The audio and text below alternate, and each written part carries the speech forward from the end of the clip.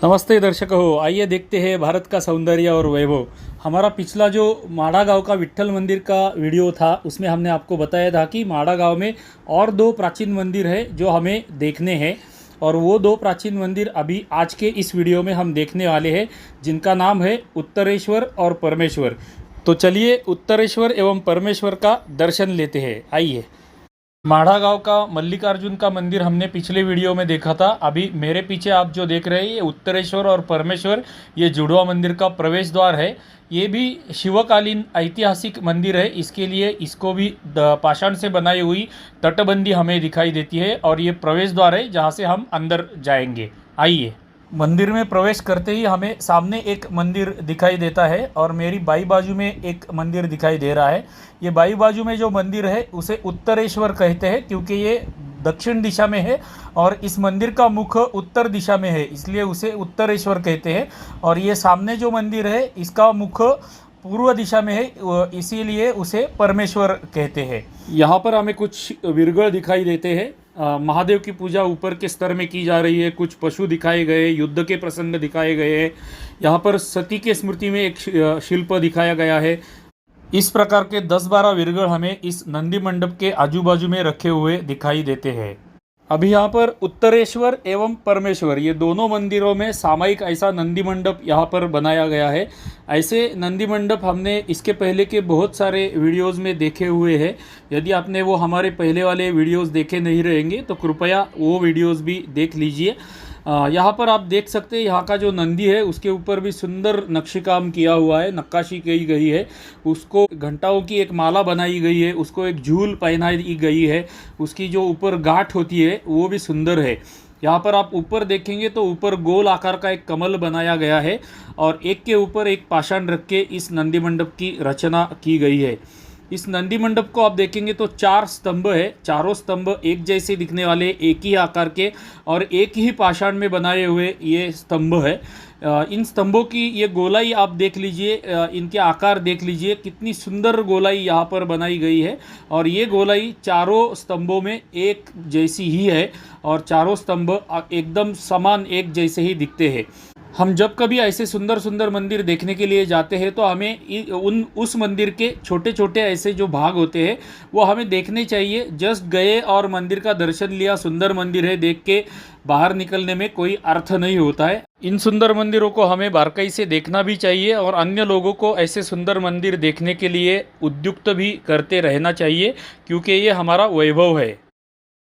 इसी नंदी मंडप में ही नंदी महाराज के दाहिनी बाजू में शंख, चक्र, पद्म, गदा हाथ में ली हुई सुंदर विष्णु की मूर्ति हमें यहाँ पर दिखाई देती है।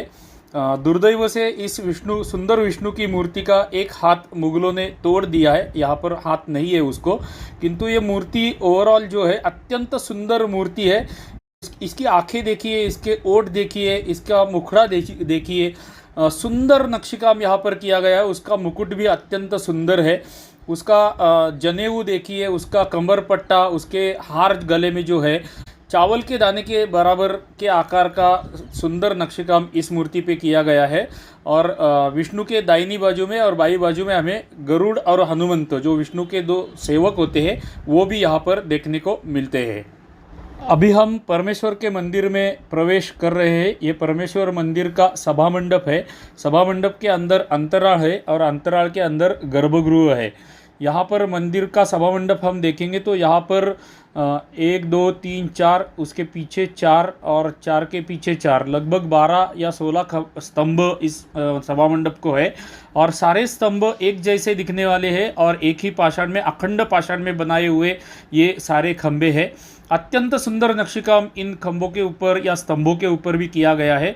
ऊपर की दिशा में हम देखेंगे तो अन्य मंदिरों की तरह यहाँ पर भी ड्राई जॉइंट पद्धति से बनाया हुआ छत है। ऐसे सुंदर स्तंभ हमने अन्य मंदिरों में भी देखे हैं, इसलिए हम सीधे अंतराल में ही जाते हैं।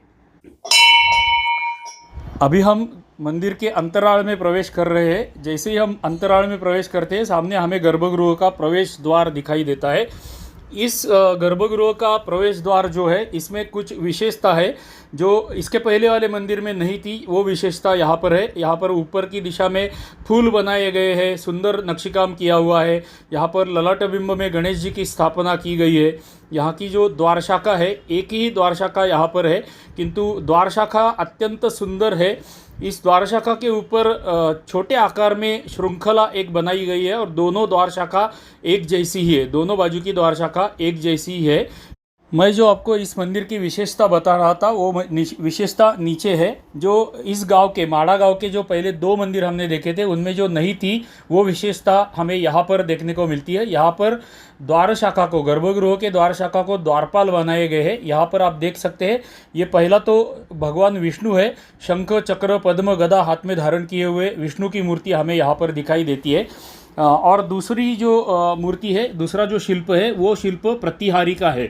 ये प्रतिहारी मंदिर में जो जल सेवा करने वाला सेवक होता था उसके कंधों के ऊपर एक चमड़े की थैली होती है और थैली में वो पानी भर के मंदिर के सेवा करने के लिए लाता था। मंदिर में जलाभिषेक करने के लिए या मंदिर में अन्य कारणों के लिए जो जल लगता था ये प्रतिहारी लेके आता था, इसलिए ये प्रतिहारी का शिल्प यहाँ पर है। ऐसे प्रतिहारी हमने इसके पहले खिद्रापुर के मंदिर में देखे थे और नारायणेश्वर का जो हमारा वीडियो था उसमें भी हमने ऐसा प्रतिहारी देखा था। यहाँ पर आप देख सकते हैं भगवान विष्णु के बाजू में द्वारपालिका की गई है, जिस द्वारपालिका के हाथ में चौरी है। भगवान को वायु सेवा करने के लिए, यानी कि भगवान को ठंड हवा देने के लिए ये चौरी प्रयोग की जाती थी। ये द्वारपालिका का शिल्प हमें यहाँ पर देखने को मिलता है। जैसे यहाँ पर है वैसे ही सामने इसकी रिप्लिका हमें देखने के लिए मिलती है। केवल वहाँ पर एक फ़र्क है, वो मैं आपको बाद में दिखाऊंगा। यहाँ पर नीचे आप देख सकते हैं दो कीर्तिमुख हमें दोनों बाजू में दिखाई देते हैं। भगवान महादेव का मंदिर है तो कीर्तिमुख तो होने ही चाहिए और उसके मध्य में एक शिल्प सुंदर सा बनाया गया है। अभी हम वो बाजू के द्वारपाल देख लेते हैं। अभी हमने ये दाहिनी बाजू के जो द्वारपाल देखे उनमें और बाई बाजू के द्वारपाल है उनमें क्या भिन्नता है वो अभी हम देखते हैं। यहाँ पर प्रतिहारी जो है वो प्रतिहारी दाहिनी बाजू में है, वैसा ही यहाँ पर है। इसके हाथ कंधों के ऊपर चमड़े की थैली है और वो सेम है, किंतु यहाँ पर विष्णु की जगह पे कालो भैरव है। इसके हाथ में डमरू है और एक हाथ में नरमुंड है और नीचे गदा है।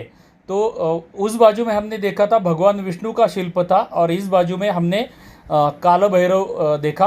अभी हम गर्भगृह में प्रवेश करते हैं और मुख्य महादेव का दर्शन लेते हैं। यहाँ पर आप देख सकते हैं मंदिर के गर्भगृह के सामने पाषाण में बनाई हुई रंगोली हमें दिखाई देती है।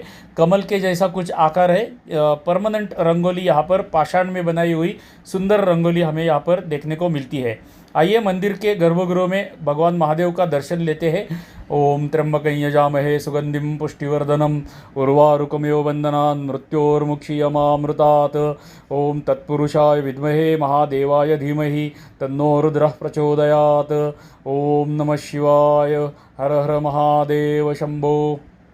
अभी हम गर्भगृह की रचना थोड़ी सी देखते हैं। यह गर्भगृह छोटा सा है किंतु पूरा पाषाण से बनाया हुआ है। ऊपर की दिशा में आप देखेंगे तो यहाँ पर त्रिकोणी पाषाण एक दूसरे के ऊपर रख के ड्राई जॉइंट पद्धति से ये बनाया गया है।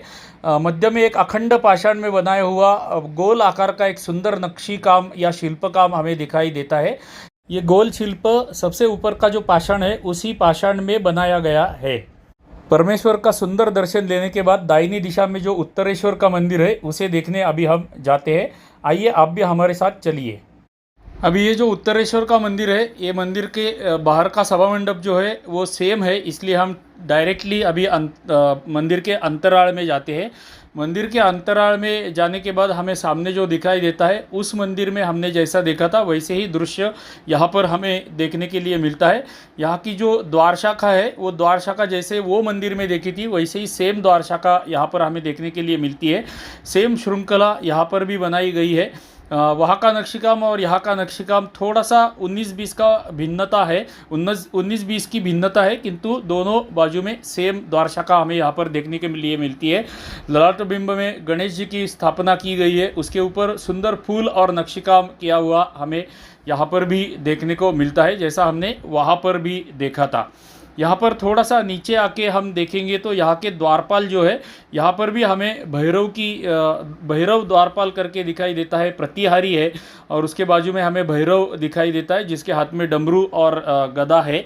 और जैसे यहाँ पर द्वारपालिका भी है, और जैसे यहाँ पर है दाहिनी बाजू में, वैसे ही द्वारपाल हमें बाई बाजू में भी दिखाई देते हैं।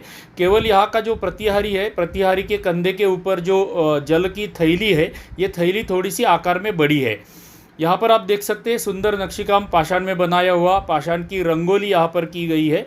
कुछ फूल की या कमल के जैसे आकार हमें यहाँ पर देखने के लिए मिलते हैं। और अभी यहाँ पर कीर्तिमुख आप देखिए, 2 कीर्तिमुख यहाँ पर हमें देखने के लिए मिलते हैं। ये हमने जो देखी है अंतराल की नीचे वाली रचना है। अभी थोड़ा सा अंतराल का छत देख लेते हैं। इस छत में भी त्रिकोणीय आकार के पाषाण रखकर ये ड्राई जॉइंट पद्धति से बनाया हुआ छत है।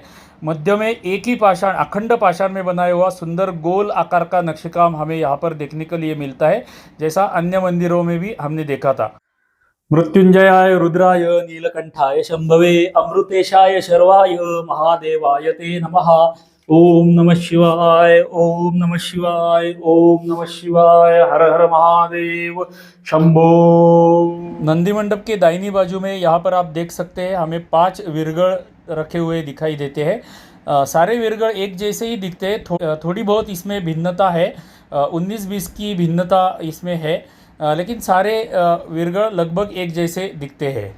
तो दर्शक हो, आज हमने उत्तरेश्वर एवं परमेश्वर ये माड़ा गांव के 2 प्राचीन जुड़वा मंदिर देखे। माड़ा गांव के इसके पहले हमने और 3 मंदिर देखे हुए हैं। मूल विट्ठल मूर्ति होने वाला विट्ठल मंदिर का वीडियो हमने बनाया था। उसके बाद में माडेश्वरी मंदिर जो देवी का मंदिर है उसका एक वीडियो बनाया था। उसके बाद में मल्लिकार्जुन मंदिर महादेव का मंदिर था, उसका एक वीडियो बनाया था। ये चारों वीडियो यदि आपने देखे नहीं रहेंगे तो हमारे चैनल के प्लेलिस्ट सेक्शन में जाइए, वहाँ पर आपको प्राचीन मंदिर नाम की प्लेलिस्ट मिलेगी। वो प्लेलिस्ट में जाके अवश्य वो वीडियोस भी देखिएगा। हमारी नित्य की प्रार्थना आपसे रहती है कि यदि हमारा प्रयास आपको अच्छा लगता रहेगा तो कृपया हमारे वीडियो को लाइक कीजिएगा, हर एक वीडियो को एक छोटा सा कमेंट अवश्य करते रहिएगा, और अधिक से अधिक लोगों को हमारे ये प्राचीन मंदिरों के वीडियो शेयर करते रहिए। तथा हमारे केदार सीकर सनातन संस्कार चैनल को यदि अभी तक आपने सब्सक्राइब नहीं किया रहेगा तो सब्सक्राइब भी कीजिए, ये आपसे हृदयपूर्वक प्रार्थना है। चलिए तो मिलते हैं ऐसे ही किसी सुंदर मंदिर में अगले वीडियो में। तब तक के लिए आप सभी को नमस्ते तथा धन्यवाद।